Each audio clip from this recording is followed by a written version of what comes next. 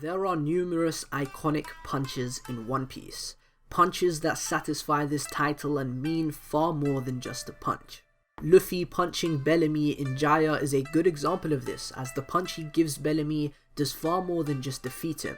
It serves as a declaration of Luffy's belief in the existence of the Sky Island, and it tramples all over Bellamy's skeptic views. Luffy punching Garp in Marineford is another brilliant punch that is far more than just a punch.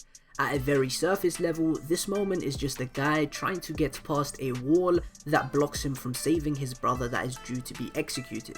But when you look deeper, you'll see how brilliant this scene is at both highlighting Garp's inner turmoil and conflict, as well as Luffy's very one-dimensional approach when it comes to saving the ones he loves, to the point where he would gladly strike somebody else he has love for in order to save his loved ones. But today, we're not going to be talking about either of those punches. Today, we are going to be talking about one of the most iconic punches in not only One Piece, but in manga history. The Celestial Dragon Punch from Sabaody when Luffy punched Charloss in the auction house. This scene is one of my favourite things about the arc for a number of reasons, from how it adds so much to the overall narrative of One Piece as a series on a thematic level, from how it does wonders by highlighting the immense stakes of opposing the world government and the navy, and how it kicks off the Summit War saga, and then ties into the climax of the saga by beautifully paralleling one of the most crucial character moments in Marineford all through a single scene.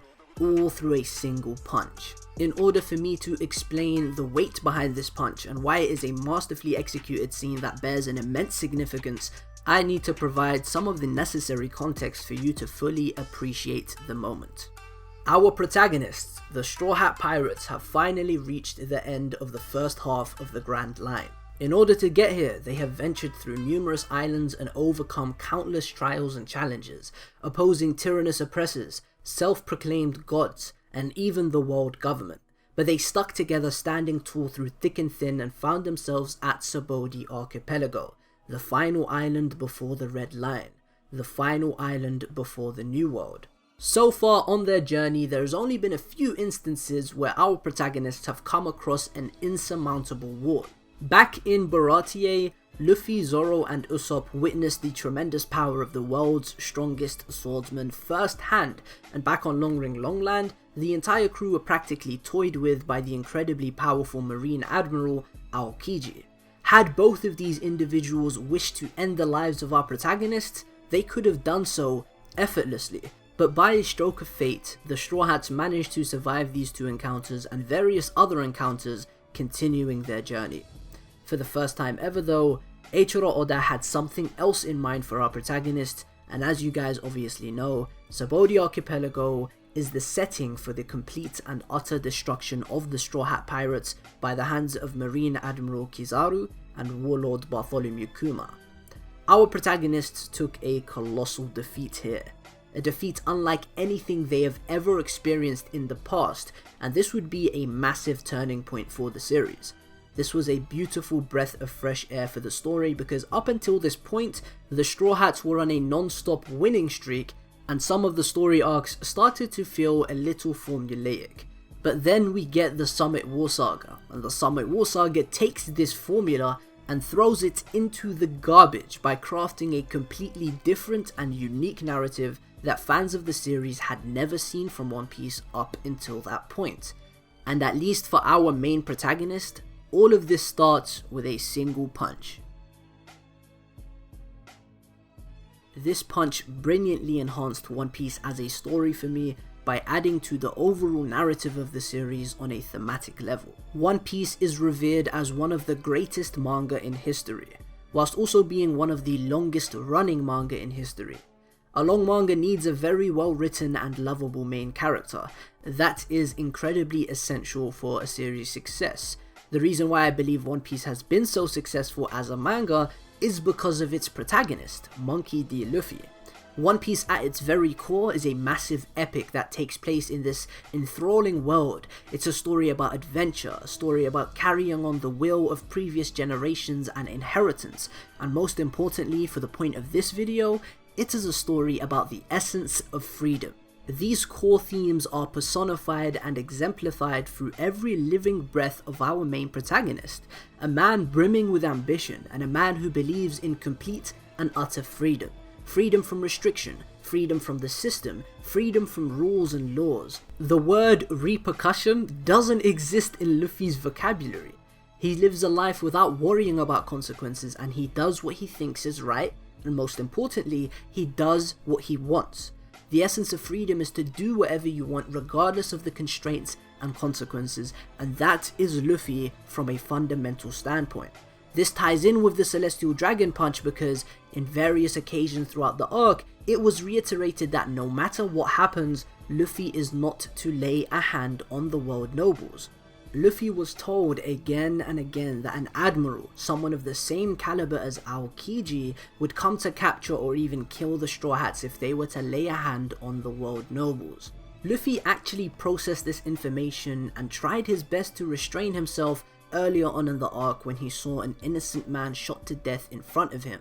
But later on in the arc, in the auction house, when Charloss shot Hachi, a friend of Luffy's, Luffy couldn't sit by and take it anymore, and he let out all of his rage and punched Charloss. This is the Luffy we know, and this is how we expect him to react when someone he holds dear to him is attacked. If Luffy were to stand there and do nothing, that would destroy his character. Luffy would be going against everything he stands for and would be constrained by regulations. Luffy wants to be the freest man in the world. That is what being the Pirate King means to Luffy, and the freest man in the world does what he wants to do, and he isn't constrained by anything. I often hear people call Luffy an idiot or incredibly reckless or a terrible captain because of this moment, and I can understand this perspective. But let me ask you this. Would it have been better for Luffy to just stand there and watch Hachi get shot? Do you seriously believe that Luffy should progress and grow as a character in such a bizarre and unnatural way for a man such as himself? I think that sort of progression would destroy his character.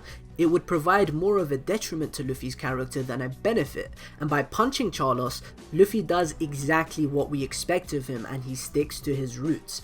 It's a common belief that characters need to progress and grow to be good characters, and I've never really understood this viewpoint because some of the greatest and well-developed characters of all time go through little to no progression, and by the time the story ends, they are the exact same person they were at the beginning of the story. Just like Luffy. Even though Luffy has had some progression, it isn't notable enough to say he has changed as a person, at least fundamentally. Luffy in East Blue and Luffy now are practically the same, and that is brilliant.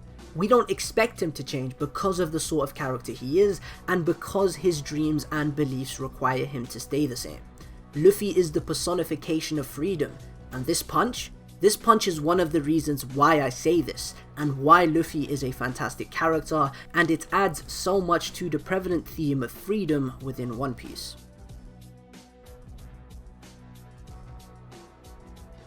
The world government is a looming threat in the world of One Piece, at least to our protagonists.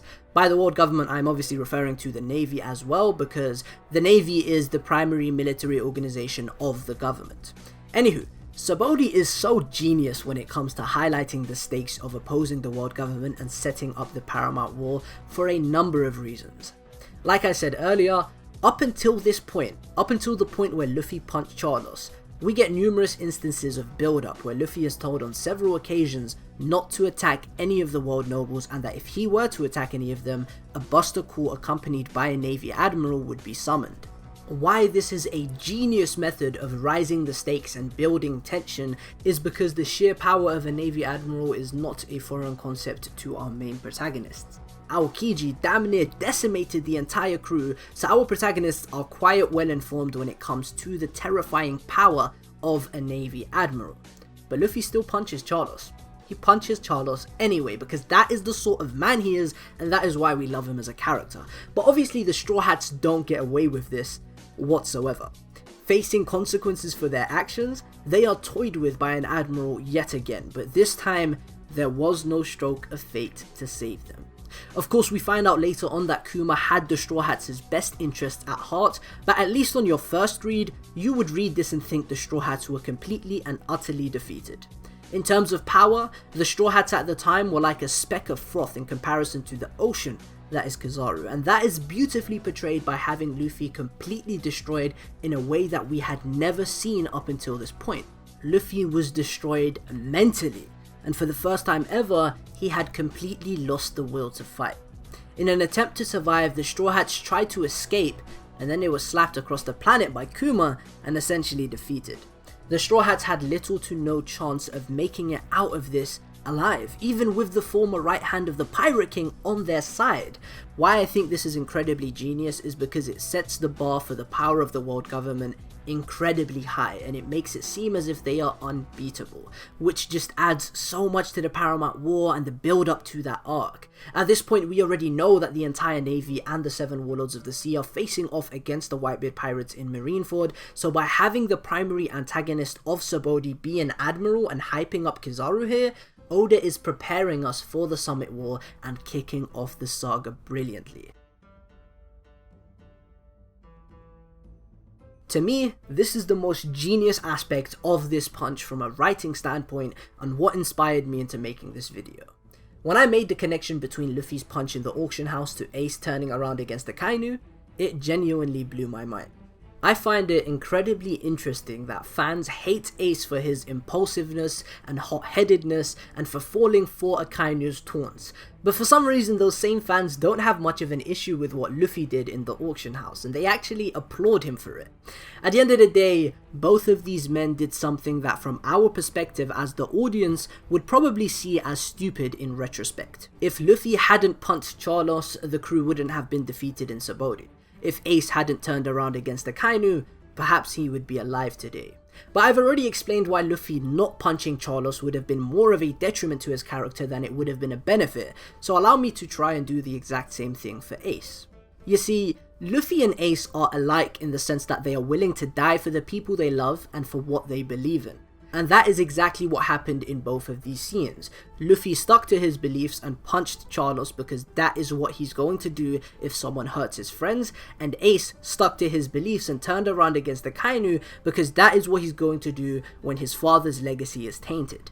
Ace is hated by a vocal portion of the One Piece community for turning around against the Kainu despite Whitebeard having sacrificed his own life for the sake of Ace's escape just a few moments prior to this.